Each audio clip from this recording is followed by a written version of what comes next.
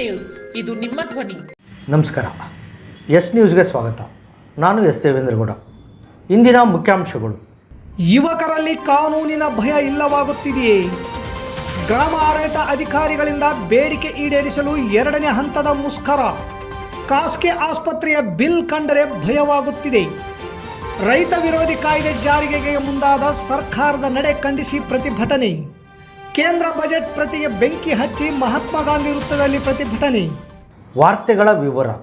ಇತ್ತೀಚಿನ ಘಟನೆಗಳನ್ನು ನೋಡಿದಾಗ ಹೌದು ಎನಿಸುತ್ತದೆ. ನಮ್ಮ ಜಿಲ್ಲೆಯನ್ನೇ ತೆಗೆದುಕೊಂಡರೆ ಮಕ್ಕಳ ಮೇಲೆ ನಡೆಯುವ ರೇಪ್, ಮಹಿಳೆಯರ ಮೇಲೆ ನಡೆಯುವ ಅತ್ಯಾಚಾರ, ದೌರ್ಜನ್ಯ, ಕೊಲೆಯಂತಹ ಘಟನೆಗಳು ನಡೆಯುತ್ತಿದ್ದು, ಇದರಲ್ಲಿ ಯುವಕರೇ ಆರೋಪಿಗಳಾಗುತ್ತಿದ್ದು ಕಂಡರೆ ಯುವಕರಲ್ಲಿ ಕಾನೂನಿನ ಭಯ ಇಲ್ಲವಾಗಿದೆ ಎನಿಸುತ್ತದೆ. ಮಕ್ಕಳ ಮೇಲೆ ಅತ್ಯಾಚಾರ ಎಸಗುವ ಯುವಕರು, ತನಗೆ ಯುವತಿ ಒಲಿಯಲಿಲ್ಲ ಎಂದು ಕೊಲೆ ಮಾಡುವ ಯುವಕ, ದ್ವಿಚಕ್ರ ವಾಹನದಲ್ಲಿ 3 ಜನ ಸವಾರಿ ಮಾಡಿಕೊಂಡು ಪೊಲೀಸರ ಮುಂದೆಯೇ ಭಯವಿಲ್ಲದೆ ವಾಹನ ನಡೆಸುವ ಯುವಕರು, ಹೀಗೆ ಪಟ್ಟಿ ಬೆಳೆಯುತ್ತಾ ಹೋಗುತ್ತದೆ. ಇದನ್ನೆಲ್ಲ ಗಮನಿಸಿದಾಗ ನಿಜವಾಗಿ ಕಾನೂನಿನ ಭಯ ಯುವಕರಿಗೆ ಇಲ್ಲವೇ ಅಥವಾ ಭಯವಿಲ್ಲದ ಮದ್ದು ಸೇವನೆ ಮಾಡುತ್ತಿದ್ದಾರೆಯೇ ಎನ್ನುವ ಅನುಮಾನ ಸಾರ್ವಜನಿಕರಲ್ಲಿ ಮೂಡಿದೆ. ಕೆಲಸವಿಲ್ಲದ ಯುವಕರ ಸಂಖ್ಯೆ ಹೆಚ್ಚುತ್ತಲಿದೆ. ಈ ಯುವಕರು ರಾಜಕೀಯ ನಾಯಕರ ಹಿಮ್ಮೇಳಗಳಾಗಿ ಕಾರ್ಯನಿರ್ವಹಿಸುತ್ತಿದ್ದಾರೆ. ಇವರಿಗೆ ಪಕ್ಷದ ಸಿದ್ಧಾಂತ ಮುಖ್ಯವಲ್ಲ, ಅಂದಿನ ಖರ್ಚು ನೋಡಿಕೊಳ್ಳುವ ನಾಯಕರಿದ್ದರೆ ಸಾಕು.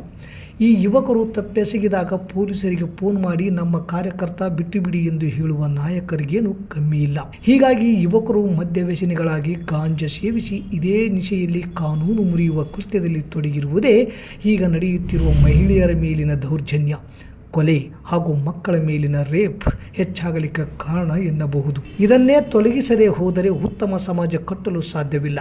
ಇದನ್ನು ರಾಜಕಾರಣಿಗಳು ಅರಿಯಬೇಕು ಹಾಗೂ ಪೊಲೀಸ್ ಇಲಾಖೆ ಹೆಚ್ಚಿನ ಗಮನ ಹರಿಸಬೇಕು ಎನ್ನುವುದು ಸಾರ್ವಜನಿಕರ ಅಭಿಪ್ರಾಯವಾಗಿದೆ. ನಾವು ಮನುಷ್ಯರೇ 20 ವರ್ಷಗಳಿಂದ ಸೇವೆ ಸಲ್ಲಿಸಿದರೂ ನಮಗೆ ಬಡ್ತಿ, ವೇತನ ಹೆಚ್ಚಳ, ಮೂಲಭೂತ ಸೌಕರ್ಯಗಳು ಒದಗಿಸುತ್ತಿಲ್ಲ. ನಮ್ಮ ಹುದ್ದೆಯನ್ನು ತಾಂತ್ರಿಕ ಹುದ್ದೆ ಎಂದು ಪರಿಗಣಿಸಿ ಮೂಲಭೂತ ಸೌಕರ್ಯ ಒದಗಿಸುವಂತೆ ಕರ್ನಾಟಕ ರಾಜ್ಯ ಗ್ರಾಮ ಆಡಳಿತ ಅಧಿಕಾರಿಗಳ ಕೇಂದ್ರ ಸಂಘ ತಾಲೂಕು ಸಮಿತಿಯ ಪ್ರಧಾನ ಕಾರ್ಯದರ್ಶಿ ಶಿಲ್ಪಾ ಕಟ್ಟಿಮನಿ ಒತ್ತಾಯಿಸಿದರು. ಕರ್ನಾಟಕ ರಾಜ್ಯ ಗ್ರಾಮ ಆಡಳಿತ ಅಧಿಕಾರಿಗಳ ಸಮಸ್ಯೆ ಮತ್ತು ಬೇಡಿಕೆ ಈಡೇರಿಕೆಗಾಗಿ ಹಮ್ಮಿಕೊಂಡಿರುವ 2ನೇ ಹಂತದ ಅನಿರ್ದಿಷ್ಟಾವಧಿ ಮುಷ್ಕರಕ್ಕೆ ಬೆಂಬಲಿಸಿ ಸಂಘದ ತಾಲೂಕು ಸಮಿತಿಯಿಂದ ತಹಸೀಲ್ದಾರ್ ಕಚೇರಿ ಮುಂಭಾಗದಲ್ಲಿ ಪ್ರತಿಭಟಿಸಲಾಯಿತು. ಈ ಮುಷ್ಕರದಲ್ಲಿ ಸುಮಾರು 38ಕ್ಕೂ ಅಧಿಕ ಗ್ರಾಮ ಆಡಳಿತ ಅಧಿಕಾರಿಗಳು ಭಾಗವಹಿಸಿ ತಮ್ಮ ನ್ಯಾಯಯುತವಾದ ಬೇಡಿಕೆ ಈಡೇರಿಸಲು ಸರ್ಕಾರ ಮುಂದಾಗದೆ ಇರುವ ನಡೆಯನ್ನು ತೀವ್ರವಾಗಿ ಖಂಡಿಸಿದರು. ಮೊದಲನೇ ಹಂತದ ಅನಿರ್ದಿಷ್ಟಾವಧಿ ಮುಷ್ಕರ ಹಮ್ಮಿಕೊಂಡ ಸಮಯದಲ್ಲಿ ಸರ್ಕಾರವು ನಮ್ಮ ಬೇಡಿಕೆ ಈಡೇರಿಸುವ ಭರವಸೆಯನ್ನು ನೀಡಿತ್ತು.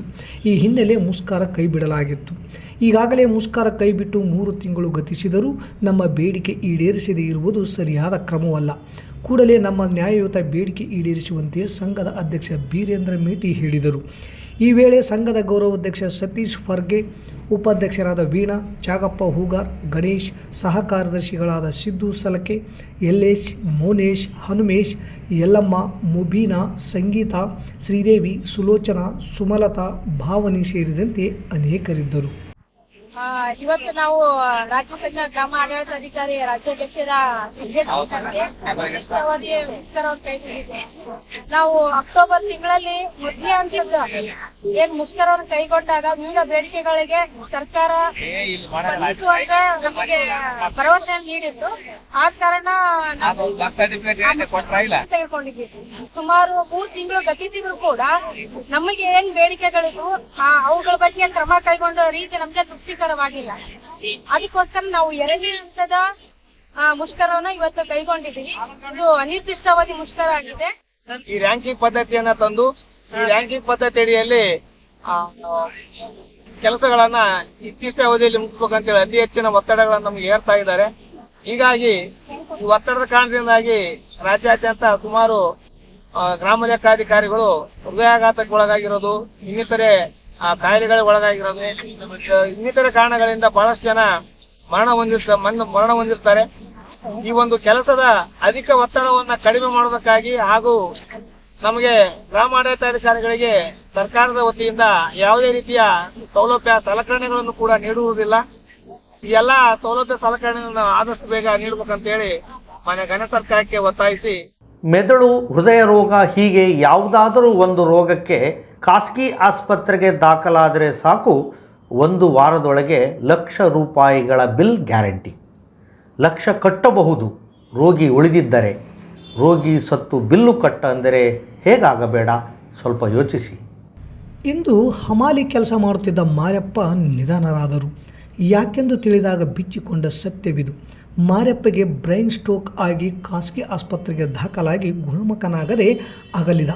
ಆದರೆ ಆಸ್ಪತ್ರೆಯ ಬಿಲ್ ಮಾತ್ರ 2 ಲಕ್ಷ ಆಗಿತ್ತು. ಇನ್ನು ಮೆಡಿಸಿನ್ ಬಿಲ್ಲು 70,000 ಆಗಿತ್ತು ಎಂದು ಅವರ ಮಗ ತಿಳಿಸಿದ. ಮಾರಪ್ಪ ಹಮಾಲಿ ಕೆಲಸ ಮಾಡುತ್ತಾ ಬದುಕಿ 65 ವರ್ಷ ಮುಟ್ಟಿದ್ದ. ಸಣ್ಣ ಪುಟ್ಟ ಕೆಲಸ ಮಾಡುತ್ತಾ ತನ್ನ ಕುಟುಂಬ ನಿರ್ವಹಣೆ ಮಾಡುತ್ತಿದ್ದ. ಅಂತಹ ವ್ಯಕ್ತಿ ಆಸ್ಪತ್ರೆಗೆ ದಾಖಲಾಗಿ ಗುಣಮುಖನಾಗದೆ ಕೊನೆ ಉಸಿರು ಬಿಟ್ಟಾಗ ಆ ಕುಟುಂಬಕ್ಕೆ ದಿಕ್ಕು ತೋಚದಂತಾಗಿರಬೇಕು. ಇನ್ನೊಂದು ಕಡೆ ಆಸ್ಪತ್ರೆ ಬಿಲ್ 2 ಲಕ್ಷ ಕಟ್ಟಲು ತಿಳಿಸಿದಾಗ ಬರಸಿಡಿಲು ಬಡಿದಂತಾಗಿರಬೇಕು. ಬಿಲ್ ಕಟ್ಟಲೇಬೇಕು, ಮೃತದೇಹ ಪಡೆಯಲೇಬೇಕು. ಏನು ಅಡವಿಟ್ಟರು, ಯಾರ ಕೈಕಾಲು ಬಿದ್ದು ಹಣ ಹೊಂದಿಸಿದರೂ ಅವರೇ ಬಲ್ಲರು. ಲಕ್ಷಾನುಗಟ್ಟಲೆ ಖರ್ಚು ಮಾಡಿ ಡಾಕ್ಟರ್ ಆಗಿ ಮತ್ತೆ ಕೋಟಿಗಟ್ಟಲೆ ಇನ್ವೆಸ್ಟ್ ಮಾಡಿ ಆಸ್ಪತ್ರೆ ಕಟ್ಟಿಸಿ ಇನ್ವೆಸ್ಟ್ ಮಾಡಿದವರು ಮರಳಿ ಪಡೆಯಲೇಬೇಕು. ಅವರಿಗೆ ಮಾನವೀಯತೆಯ ಪಾಠ ಕೇಳಿಸದು, ಬಡವರ ಭಾವನೆ ಕಾಣಿಸದು. ಹಣ ಇಲ್ಲದೆ ಇದ್ದರೆ ಇಲ್ಲಿಗೇಕೆ ಬಂದೀರಿ ಅನ್ನಬಹುದು. ಇವತ್ತಿನ ಸರ್ಕಾರಿ ಆಸ್ಪತ್ರೆಯ ಅವ್ಯವಸ್ಥೆ ಕಂಡು ಭಯವಾಗಿ ಖರ್ಚಾದರೂ ಪರವಾಗಿಲ್ಲ ಖಾಸಗಿ ಆಸ್ಪತ್ರೆಗೆ ದಾಖಲಾಗುವವರು ಬಡವರ ಸಂಖ್ಯೆ ಹೆಚ್ಚುತ್ತಲಿದೆ. ದಯಮಾಡಿ ಕನಿಕರ ತೋರಿ, ಮಾನವೀಯತೆ ತೋರಿ ಎನ್ನುವುದು ಖಾಸಗಿ ಆಸ್ಪತ್ರೆಯ ವೈದ್ಯರಲ್ಲಿ ಎಸ್ ನ್ಯೂಸ್ನ ವಿನಮ್ರ ಕೋರಿಕೆ. ಕರ್ನಾಟಕ ರಾಜ್ಯ ರೈತ ಸಂಘ ಹಾಗೂ ಹಸಿರು ಸೇನೆ ಜಿಲ್ಲಾ ಸಮಿತಿ ವತಿಯಿಂದ ರೈತ ವಿರೋಧಿಯಾದ 3 ಕೃಷಿ ಕಾಯ್ದೆಯನ್ನು ರಾಜ್ಯ ಸರ್ಕಾರ ಜಾರಿ ಮಾಡುತ್ತಿರುವುದನ್ನು ಖಂಡಿಸಿ ತಹಶೀಲ್ದಾರ್ ಕಚೇರಿ ಮುಂದೆ ಪ್ರತಿಭಟನೆ ನಡೆಸಿ ಮುಖ್ಯಮಂತ್ರಿಗಳಿಗೆ ಮನವಿ ಸಲ್ಲಿಸಲಾಯಿತು. ಕೇಂದ್ರ ಸರ್ಕಾರವು ಜನವಿರೋಧಿ, ರೈತ ವಿರೋಧಿ ಹಾಗೂ ಕಾರ್ಮಿಕ ವಿರೋಧಿ ಕಾಯ್ದೆಯನ್ನು ಜಾರಿಗೆ ಮಾಡುವುದನ್ನು ವಿರೋಧಿಸಿ ಸುಮಾರು 562 ಸಂಘಟನೆಗಳು ಒಗ್ಗೂಡಿ 14 ತಿಂಗಳುಗಳ ಕಾಲ ಹೋರಾಟ ಮಾಡಿ 700ಕ್ಕೂ ಹೆಚ್ಚಿನ ರೈತರು ಪ್ರಾಣತ್ಯಾಗ ಮಾಡಿದರು.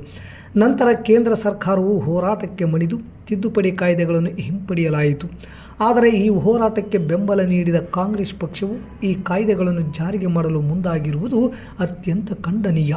ಕೂಡಲೇ ಈ ರೈತ ವಿರೋಧಿ ನಿರ್ಣಯ ಕೈ ಬಿಡಬೇಕೆಂದು ರಾಜ್ಯ ಪ್ರಧಾನ ಕಾರ್ಯದರ್ಶಿ ಅಮೀನ್ ಪಾಷಾ ದಿದ್ದಿಗಿ ಆಗ್ರಹಿಸಿದರು. ಈ ವೇಳೆ ಜಿಲ್ಲಾಧ್ಯಕ್ಷ ಬಸವರಾಜ್ ಅಂಚಿನಾಳ್, ತಾಲೂಕಾಧ್ಯಕ್ಷ ಶಿವನಗೌಡ ಗುಡದೂರ್, ತಾಲೂಕು ಗೌರವಾಧ್ಯಕ್ಷ ಅಣ್ಣಪ್ಪ ಜಾಲಿಹಾಳ್, ಪ್ರಹ್ಲಾದ್ ಮಾಲಿ ಪಾಟೀಲ್, ಮಲ್ಲಿಕಾರ್ಜುನ್ ಎಲೆಕುಳ್ಳಿಗಿ ಸೇರಿದಂತೆ ಅನೇಕರಿದ್ದರು.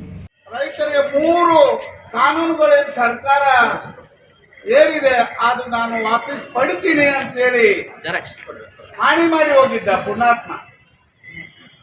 ಆದರೆ ಇವತ್ತು ಕೃಷಿ ಕಾಯ್ದೆ, ಜಾನುವಾರುಗಳ ಕಾಯ್ದೆ ಹಾಗೂ APMC ಕಾಯ್ದೆ ಇದು ಇದ್ರೆ ಸೂಕ್ತ ಅನ್ನುವಂಥ ಮಾತನ್ನು ಮಾತಾಡಕತ್ತೇನೆ.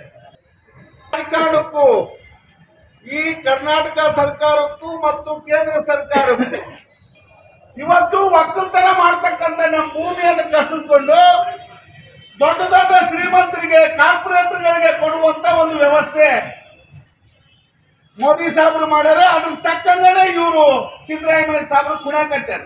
ಕರ್ನಾಟಕ ರೈತ ಸಂಘ ಪ್ರಗತಿಪರ ಪ್ರಜಾಸತ್ತಾತ್ಮಕ ವಿದ್ಯಾರ್ಥಿ ಯೂನಿಟಿ ವತಿಯಿಂದ ನಗರದ ಮಹಾತ್ಮ ಗಾಂಧಿ ವೃತ್ತದಲ್ಲಿ ಕೇಂದ್ರ ಸರ್ಕಾರದ ಬಜೆಟ್ ಪ್ರತಿಗೆ ಬೆಂಕಿ ಹಚ್ಚಿ ಪ್ರತಿಭಟಿಸಲಾಯಿತು. 2025-26ನೇ ಸಾಲಿನ ಬಜೆಟ್ ಸಾಮ್ರಾಜ್ಯಶಾಹಿ ಕಾರ್ಪೊರೇಟ್ ಮತ್ತು ಸೂಪರ್ ಶ್ರೀಮಂತರ ಪರವಾಗಿದೆ. ರೈತರ, ಕಾರ್ಮಿಕರ, ಬಡವರ, ದಲಿತರ, ಮಧ್ಯಮ ವ್ಯಾಪಾರಿಗಳ ಹಾಗೂ ದೇಶದಲ್ಲಿ 40 ವರ್ಷಗಳಲ್ಲಿ ಕಂಡುಹರಿಯದ ನಿರುದ್ಯೋಗ ಸಮಸ್ಯೆ ಉಂಟಾಗಿದ್ದು ಇದಕ್ಕೆ ಒತ್ತು ಕೊಡಬೇಕಾಗಿದ್ದ ಸರ್ಕಾರ ಕಡೆಗಣಿಸಿರುವುದು ಖಂಡನೀಯ ಎಂದು ತಮ್ಮ ಆಕ್ರೋಶವನ್ನು ವ್ಯಕ್ತಪಡಿಸಿದರು. ಈ ವೇಳೆ BN Eryal, Ramesh Patil Bergi, KB Gonal, Chittibabu, Megharaj Kalmangi, Timmanna Koppal, Nirupadi Vagarnal, Shamid Gunjali camp, Basavaraj Deenasamudra, Nagaraj Hudbal, Devaraj Siruguppa ಸೇರಿದಂತೆ ಅನೇಕರಿದ್ದರು. ಇವತ್ತು ಸಿಂಧನೂರಿನಲ್ಲಿ ಏನು ಪ್ರತಿಭಟನೆ ನಡೀತಾ ಇದೆ, ಮೋದಿ ಸರ್ಕಾರಕ್ಕೆ ಒಂದಷ್ಟು ಕಾಳಜಿ ಇದ್ರೆ ಬಜೆಟ್ನಲ್ಲಿ ಕೃಷಿ ಸಂಬಂಧಿತ ಸಬ್ಸಿಡಿಗಳನ್ನು ಕಡಿತ ಮಾಡಿ, ಹಾಗೆಯೇ ಗ್ರಾಮೀಣ ಅಭಿವೃದ್ಧಿ, ಸಮಾಜ ಕಲ್ಯಾಣ ಕಾರ್ಯಕ್ರಮಗಳಿಗೆ ಬಜೆಟ್ ಅನ್ನು ಕಡಿಮೆ ಮಾಡಿ ಕಾರ್ಪೊರೇಟರ್ಗಳಿಗೆ ಪ್ರೋತ್ಸಾಹಿಸುವಂತ ಒಂದು ಮೋದಿ ಸರ್ಕಾರದ ನಿರ್ಮಲಾ ಸೀತಾರಾಮನ್ ಅವರು ಮಂಡಿಸಿರುವಂತ ಬಜೆಟ್ ಅನ್ನು ಇವತ್ತು ನಾವು ತೀವ್ರವಾಗಿ, ಉಗ್ರವಾಗಿ ಖಂಡಿಸುತ್ತಿದ್ದೇವೆ. ಸಿಂಧನೂರಿನಲ್ಲಿ ನಡೆದ ವಿದ್ಯಾರ್ಥಿನಿಯ ಕೊಲೆ ಮತ್ತು ಜಾಲಹಳ್ಳಿ ಮಹಿಳೆಯರ ಮೇಲೆ ನಡೆದ ದೈಹಿಕ ಹಲ್ಲೆ ಹಾಗೂ ಪೋತ್ನಾಳದ ವಿದ್ಯಾರ್ಥಿನಿಯ ಮೇಲೆ ಅತ್ಯಾಚಾರ ಖಂಡಿಸಿ ಸಂಬಂಧಿಸಿದವರ ಮೇಲೆ ಕಠಿಣ ಕ್ರಮ ಜರುಗಿಸಲು ಒತ್ತಾಯಿಸಿ JMS, SFI ಹಾಗೂ CITU ಸಂಘಟನೆ ವತಿಯಿಂದ ಹಟ್ಟಿಯಲ್ಲಿ ಇಂದು ಪ್ರತಿಭಟನಾ ರ್ಯಾಲಿ ಹಮ್ಮಿಕೊಳ್ಳಲಾಗಿತ್ತು. ಲಿಂಗಸಗೂರು ತಾಲೂಕಿನ ಹಟ್ಟಿಯಲ್ಲಿ JMS, SFI ಹಾಗೂ CITU ಸಂಘಟನೆ ತಾಲೂಕು ಸಮಿತಿ ನೇತೃತ್ವದಲ್ಲಿ ಇಂದು ಜಿಲ್ಲೆಯ ನಾನಾ ಕಡೆ ನಡೆದ ಮಹಿಳೆಯರ ಮೇಲಿನ ದೌರ್ಜನ್ಯ ಹಾಗೂ ವಿದ್ಯಾರ್ಥಿನಿಯರ ಮೇಲೆ ನಡೆದ ಅತ್ಯಾಚಾರ ಖಂಡಿಸಿ ಆರೋಪಿಗಳಿಗೆ ಪೋಕ್ಸೋ ಕಾಯ್ದೆ ಅಡಿ ಕೇಸ್ ದಾಖಲಿಸಬೇಕು ಮತ್ತು ಹಲ್ಲೆ ಮಾಡಿದವರ ಮೇಲೆ ಕಠಿಣ ಕ್ರಮ ಜರುಗಿಸುವಂತೆ ಒತ್ತಾಯಿಸಿ ಪ್ರತಿಭಟನಾ ರ್ಯಾಲಿ ಮೂಲಕ ಅವರಿಗೆ ಮನವಿ ಪತ್ರ ಸಲ್ಲಿಸಲಾಯಿತು. ಮನವಿ ಪತ್ರ ಸಲ್ಲಿಸಿ ಮರಳಿ ಬರುವ ಮುನ್ನವೇ ಹಟ್ಟಿಯಲ್ಲಿ ಇನ್ನೊಂದು ವಿದ್ಯಾರ್ಥಿನಿಯ ಮೇಲೆ ಅತ್ಯಾಚಾರದ ಪ್ರಕರಣ ದಾಖಲಾಗಿದ್ದು ಕೇಳಿ ಸಂಘಟಕರ ಮನಸ್ಸು ಕ್ರೋಧಗೊಂಡು ಮರಳಿ ಆ ಘಟನೆಯತ್ತ ಮುಖಂಡರು ತೆರಳಿದರು. ರ್ಯಾಲಿಯಲ್ಲಿ ಜನವಾದಿ ಮಹಿಳಾ ಸಂಘಟನೆಯ ಜಿಲ್ಲಾಧ್ಯಕ್ಷೆ ಶಕುಂತಲಾ ಪಾಟೀಲ್, ವನಜಾಕ್ಷಿ, ಸಹರಾ ಖಾನ್, ತಯಾಬಾ, ಕನಕ, ಜೈಬುನ್, ಶಾಂತಕುಮಾರಿ, CITU ಮುಖಂಡ ಅನೀಫ್ ಸೇರಿದಂತೆ ಅನೇಕರಿದ್ದರು. ದಯಮಾಡಿ ಹೆಣ್ಮಕ್ಳನ್ನ ಕರುಣೆಯಿಂದ ಮತ್ತು ಪ್ರೀತಿಯಿಂದ ಎಲ್ಲೇ ಕಂಡ್ರು ಗೌರವದಿಂದ ಕಾಣೋದನ್ನ ಕಲೀರಿ. ಬಸ್ಗಳಲ್ಲಿ ಬರ್ತಾ ಇರ್ತೀರಾ, ಚೇಡಿಸೋದು ಮಾಡಲಿಕ್ಕೆ ಹೋಗಬೇಡಿ. ಚೇಡಿಸೋದಂದ್ರೆ ನಿಮಗೇನು ಬರುತ್ತೆ, ಆಗಿನಷ್ಟೇ ಖುಷಿ ಬರುತ್ತೆ. ಆದರೆ ಆ ಮನಸ್ಸನ್ನು ನೋಯಿಸೋದು, ಕುತ್ತಿಗೆ ಕೊಯ್ಯೋದು, ಸಾಯಿಸೋದು ಮಾಡೋದು ನಮ್ಮ ಧರ್ಮದ ಪದ್ಧತಿಯಲ್ಲ. ಯಾವ ಧರ್ಮ? ಹಿಂದೂ ಧರ್ಮನೇ ಆಗಿರಲಿ, ಮುಸ್ಲಿಂ ಧರ್ಮನೇ ಆಗಿರಲಿ, ಕ್ರೈಸ್ತ ಧರ್ಮನೇ ಆಗಿರಲಿ, ಪಾರಸಿ ಧರ್ಮನೇ ಆಗಿರಲಿ, ಜೈನ ಧರ್ಮನೇ ಆಗಿರಲಿ, ಎಲ್ಲ ಧರ್ಮಗಳಲ್ಲಿ ಇರೋದು ಮಹಿಳೆಯರನ್ನ ಗೌರವಿಸಬೇಕು, ಮಾನವ ಜೀವಕ್ಕೆ ಬೆಲೆಯನ್ನ ಕೊಡಬೇಕು. ಮತ್ತೊಮ್ಮೆ ಮುಖ್ಯಾಂಶಗಳು. ಯುವಕರಲ್ಲಿ ಕಾನೂನಿನ ಭಯ ಇಲ್ಲವಾಗುತ್ತಿದೆಯೇ? ಗ್ರಾಮ ಆಡಳಿತ ಅಧಿಕಾರಿಗಳಿಂದ ಬೇಡಿಕೆ ಈಡೇರಿಸಲು 2ನೇ ಹಂತದ ಮುಷ್ಕರ. ಖಾಸಗಿ ಆಸ್ಪತ್ರೆಯ ಬಿಲ್ ಕಂಡರೆ ಭಯವಾಗುತ್ತಿದೆ. ರೈತ ವಿರೋಧಿ ಕಾಯ್ದೆ ಜಾರಿಗೆ ಮುಂದಾದ ಸರ್ಕಾರದ ನಡೆ ಖಂಡಿಸಿ ಪ್ರತಿಭಟನೆ. ಕೇಂದ್ರ ಬಜೆಟ್ ಪ್ರತಿಗೆ ಬೆಂಕಿ ಹಚ್ಚಿ ಮಹಾತ್ಮ ಗಾಂಧಿ ವೃತ್ತದಲ್ಲಿ ಪ್ರತಿಭಟನೆ. ಇಲ್ಲಿಗೆ ವಾರ್ತಾ ಪ್ರಸಾರ ಮುಕ್ತಾಯವಾಯಿತು. ನಿರಂತರ ಸುದ್ದಿಗಾಗಿ ವೀಕ್ಷಿಸಿ ಎಸ್ ನ್ಯೂಸ್. ಇದು ನಿಮ್ಮ ಧ್ವನಿ. ನಮಸ್ಕಾರ.